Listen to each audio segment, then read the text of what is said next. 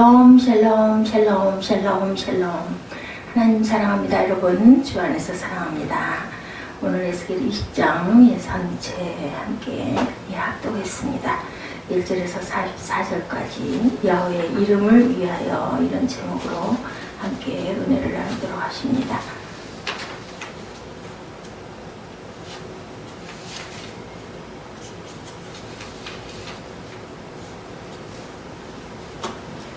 오늘 읽은 에스겔 20장을 보면 야훼 이름을 위하여라는 말이 여러 번 나오는 것을 우리가 볼 수 있습니다. 9절과 14절과 22절, 39절, 44절을 읽어보면 야훼께서 내 이름을 위하여라고 이렇게 말씀하시죠. 오늘 우리는 야훼 이름은 어떠한 이름인가? 하나님은 여호와 이름을 위하여 무엇을 하셨나? 우리는 야훼 이름을 위하여 무엇을 어떻게 해야 하는가를 오늘은 상고해 보기로 합니다. 다윗과 솔로몬의 전통을 이어받은 유다가 300년 만에 바벨론의 침략을 받아 망하게 됩니다. 유다는 나라만 망한 것이 아니라 왕과 귀족과 군인과 기술자까지 모두 포로로 잡혀갑니다. 주전 605년 갈그마스 전쟁으로 다니엘과 세 친구가 포로로 잡혀가죠. 8년 후에 주전 597년 야훼긴 왕과 많은 또한 그 사람들이 포로로 잡혀가는 그러한 일이 일어납니다.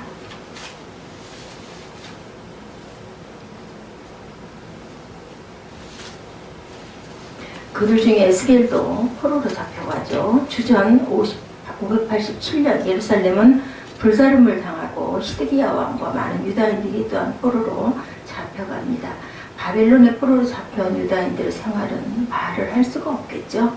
모든 사람들이 절망과 좌절에 빠지고 어떻게 하면 이 포로에서 해방이 될까? 언제 고국으로 돌아갈까? 얼마나 마음에 애통함이 많았을까요? 이러한 날에 판을 치는 것은 모두 다 거짓 선지자들 뿐이었습니다. 거짓 선지자들은 이제 곧 해방의 날이 온다. 고국으로 우리는 돌아가게 된다. 고국으로 돌아가면 무너진 예루살렘을 재건한다. 그러자 민심은 더 혼란에 빠지게 됩니다. 사람들은 점술가를 찾아가고 예언가를 찾아가죠. 이러한 혼란의 와중에 장로 두 사람이 에스겔을 찾아옵니다. 도대체 우리는 어떻게 됩니까? 우리는 언제 고국으로 돌아갑니까? 그때가 야훼긴 왕과 바벨론 포로로 잡혀온 지 7년이 되는 5월 15일입니다. 아직 예루살렘은 불사름을 당하지 않은 때였죠. 그때 하나님은 에스겔에게 말씀하십니다. 인자야, 장로들이 너에게 물으려 왔느냐? 나는 그들에게 대답할 말이 없다. 내가 장로들을 책망하려느냐? 책망할 필요가 없다. 그들은 패역한 족속이라 다시 더 말할 필요가 없다. 그러나 에스겔은 제사장이여 선지자였죠. 에스겔은 장로들의 질문에 대답을 합니다. 백성들이 나아갈 길을 말해줘야 했고 하나님의 뜻이 어떠하다는 것을 또한 바르게 전해줘야 했습니다. 선지자가 백성들이 나아갈 길을 말해주지 않으면 백성들은 방황을 하게 되겠죠. 선지자들은 어떻게 해서라도 하나님의 마음을 알아서 백성에게 전해줘야 할 의무가 있습니다. 여기에 선지자들의 고충이 있겠죠. 하나님은 말씀하시지 않겠다고 하시고 백성들은 어떻게 해야 되느냐고 묻습니다. 여기서 하나님은 말씀하시지 않는 그 부분을 에스겔은 하나님 앞에 엎드려서 간구합니다. 간절히 구합니다. 백성에게 대답할 말을 달라고. 뭐라고 말을 해줘야 될 텐데 거짓말로 얘기할 수는 없잖아요. 그런데 말씀을 하시지 않으면 얼마나 전해야 할 사람은 답답하고 애통할까요? 하나님은 에스겔에게 말씀하십니다. 이스라엘이 내 이름을 더럽혔다. 내 이름을 땅에 떨어뜨렸다. 내 이름을 짓밟았다. 나는 이런 이스라엘을 용서할 수가 없다. 이렇게 말씀을 하시는 거예요. 하나님 에스겔에게 말씀하신 자초지종은 다음과 같습니다. 하나님께서 애굽의 노예 생활을 하고 있는 이스라엘 백성을 구원하기 위해서 모세를 부를 때 하나님은 이렇게 말씀하셨어요. 나는 너희의 하나님이다. 아브라함과 이삭과 야곱의 하나님이다. 내가 내 백성 이스라엘이 당하는 고통을 정녕 그대로 보고 그들을 애굽인의 손에서 건져내리라. 내가 그들을 인도하여 아름답고 광대한 땅, 젖과 꿀이 흐르는 가나안 땅으로 인도하여 드리리라. 모세가 대답하기를 내가 이스라엘 자손에게 가서 너희 조상이 하나님의 나라를 너희에게 보내셨다고 할 때 그들이 내게 묻기를 그 이름이 무엇이냐고 물으면 내가 무엇이라고 대답하리까? 이렇게 질문했어요. 그랬을 때 하나님께서 모세에게 나는 스스로 있는 자라. 나는 너희 조상의 하나님 아브라함의 하나님 이삭의 하나님 야곱의 하나님이다. 나는 나의 영원한 이름이고 대대에 기억할 나의 표효니라 라고 말씀을 하셨습니다. 그러시면서 말씀하시기를 넌 애굽의 사람들의 가증한 것을 보이고 애굽의 우상들로 너희 자신을 절대로 더럽히지 말라고 명령하셨죠. 나는 너의 하나님이라. 누구든지 가증한 것을 버리고 애굽의 우상을 섬기면 나의 분을 그들 위에 쏟고 나의 노를 그들 위에 쏟으리라고도 말씀을 하셨습니다. 그런데도 불구하고 이스라엘 백성들은 여전히 애굽 사람들의 가증한 일을 계속 행하고 애굽의 우상을 섬깁니다. 애굽 사람들이 하는 대로 송아지에게 절을 하고 애굽 사람들과 같이 해와 달을 섬깁니다. 하나님은 그런데도 이스라엘 백성에게 분을 쏟지 아니하시고 그들을 애굽에서 인도해 내십니다. 하나님은 광야에서 이스라엘 백성들에게 사람이 마땅히 행할 규례와 법들을 가르치십니다. 십계명과 모든 율례도 선포합니다. 하나님의 이스라엘 백성들을 거룩하게 하는 야훼라는 것을 알게 하는 표징으로 안식일을 지키라고도 명령을 하시죠. 누구든지 내 율례와 법도를 지키지 아니하고 안식일을 더럽히면 내가 그들에게 분노를 쏟아 멸하리라고도 말씀을 하셨어요. 그런데도 불구하고 이스라엘 백성들은 광야에서 하나님의 율례와 법도를 지키지 않습니다.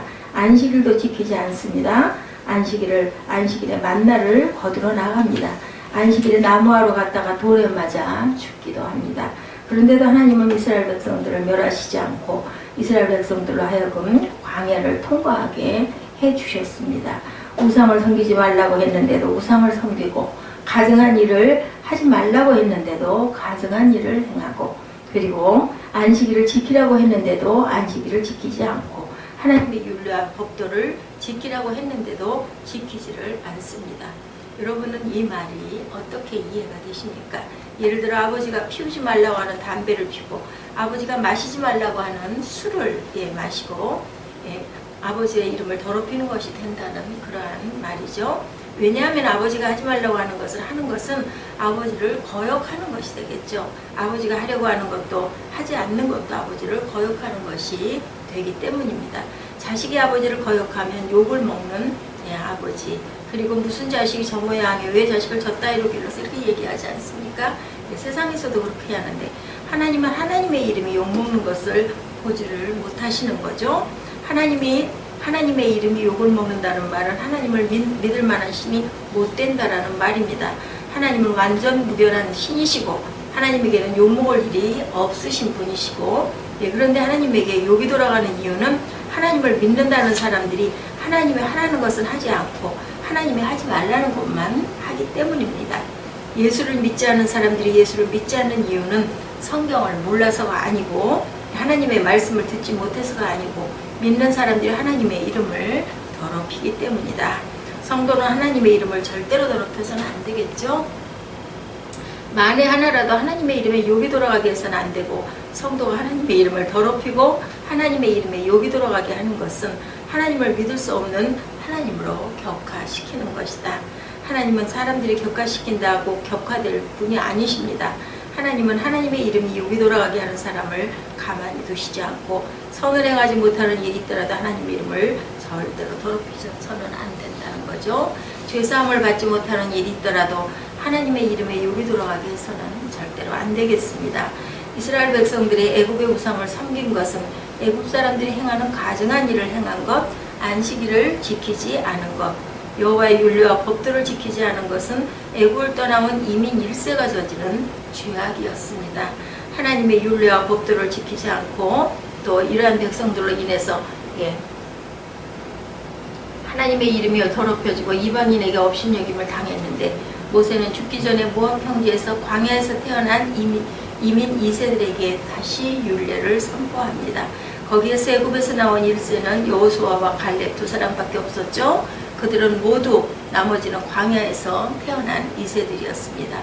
2세들은 스스로 1세와는 다르다는 것을 자부하는 사람들이었고 우리는 1세가 하지 못하는 것을 할 수 있다는 그러한 사람들이었는데 모세는 그들에게 말합니다. 너희는 너희 열조의 율례를 쫓지 말며 그 규례를 지키지 말라. 그들이 섬기는 우상으로 너희 자신을 더럽히지 말라.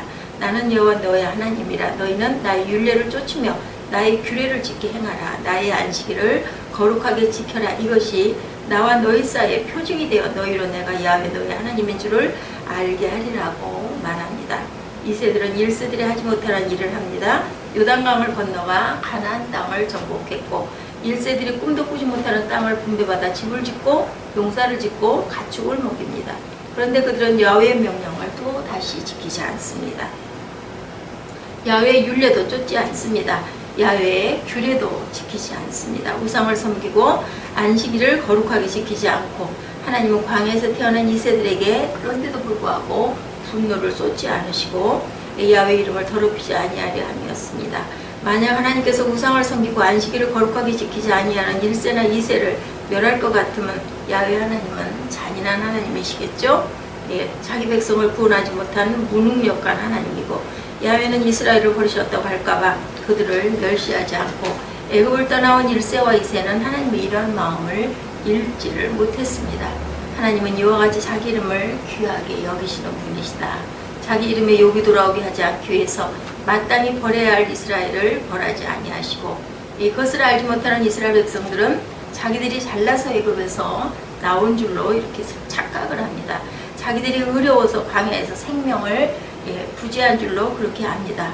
우리도 하나님의 이름에 욕이 돌아가지 않게 하려고 우상을 섬기지 말고 우리를 살려주시고 보호하시고 구원해 주셨다는 것을 알아야 되겠습니다. 예수를 믿고 병들었다. 예수 믿고 실패했다.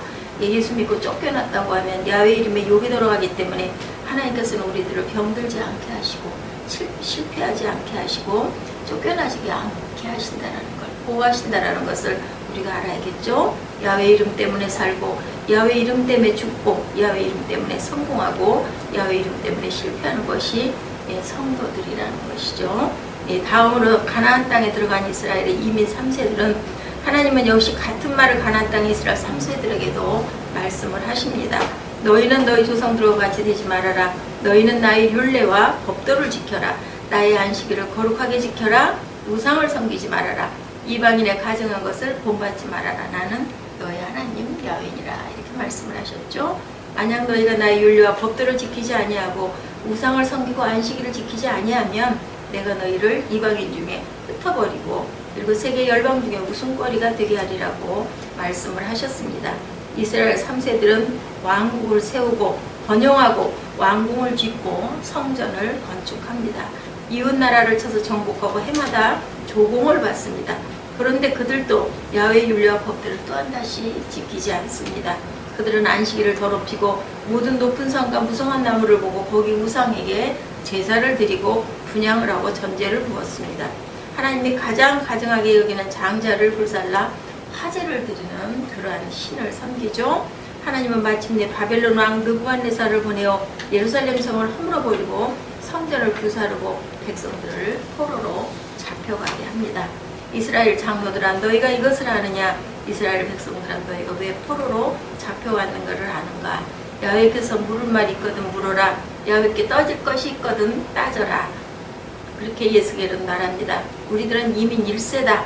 우리들의 2세, 3세들은 어떻게 될까? 문제는 1세인 우리에게 있다. 우리는 야훼 하나님을 나의 하나님으로 믿는가? 이 하나님이 우리를 죄악에서 구원해 주셨다는 것을 기억하는가?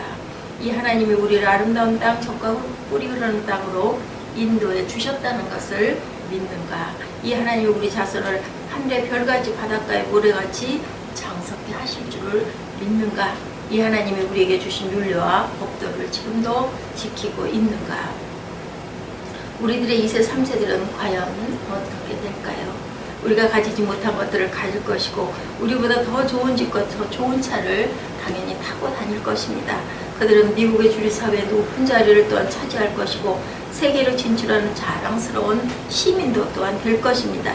그들이 야훼 하나님을 저희 하나님을 믿을 것인지 그리고 하나님이 저희들의 죄악 가운데 구원해 주셨다는 것 또한 기억할 것인지 야훼 하나님이 저희들을 아름다운 땅과 젖과 꿀이 흐르는 땅으로 인도하셨다는 것을 믿고 저희의 자손들이 하늘의 별같이 바닷가의 모래같이 창성케 하실 것을 믿을까? 유대인같이 독실한 민족은 없다고 합니다. 그런데도 그들은 1세도 하나님의 이름을 더럽혔고 2세도 3세도 하나님을 더럽혔습니다. 그래서 그들은 수백 년 동안 세계 만방에 흩어져 갖은 학대와 멸시를 받게 되죠. 나라 없는 민족이 되었다는 것은 그것을 우리는 역사를 통해서 알고 있습니다. 애굽에서 나온 이민 1세들은 왜 야훼 이름을 더럽혔을까? 오랫동안 애굽 사람들과 같이 사는 가운데 애굽 사람들의 풍습과 인습에 젖어 야훼 이름을 더럽힌 거죠. 매일 사람들과 같이 먹고 자고 일하는 가운데 애굽 사람들이 하는 일이 정상이고 애굽 사람들이 하는 신이 참신이라는 그러한 착각을 일으키게 됩니다. 세속에 젖어버렸기 때문에 야훼가 참 하나님이라 해도 믿어지지가 않습니다. 그들은 야훼 하나님을 참 하나님으로 믿는다고 하면서 엉뚱한 짓을 합니다. 신의 자치하면서 계명을 받으러 올라간 모세가 올라간 사이에 우상에게 절하죠. 금송아지를 만듭니다. 이는 우리를 애굽에서 구원한 이스라엘 하나님 야훼라고 춤을 추며 그리고 소란을 피웠습니다. 세속에 젖으면 이와 같이 야훼 이름을 더럽히게 된다는 것을 우리들이 알아야 되겠죠. 항상 하나님의 보호 아래 우리가 있다는 것을 절대로 잊지 않는 그러한 하나님의 자녀들이 다 되어야 되겠습니다. 가나안 땅에 살러 왔으니 가나안 사람이 되자. 그래서 깊은 산속 푸른 나무 아래서 가나안 사람들이 하는 대로 우상에게 절을 하고 심지어 자식을 우상에게 제단 위에다가 올려놓고 불사르는 짓까지 했다는 겁니다. 어떻게 하면 우리 1세와 2세와 3세가 야훼 하나님의 이름을 더럽히지 않고 야훼 하나님의 이름을 영광스럽게 할까?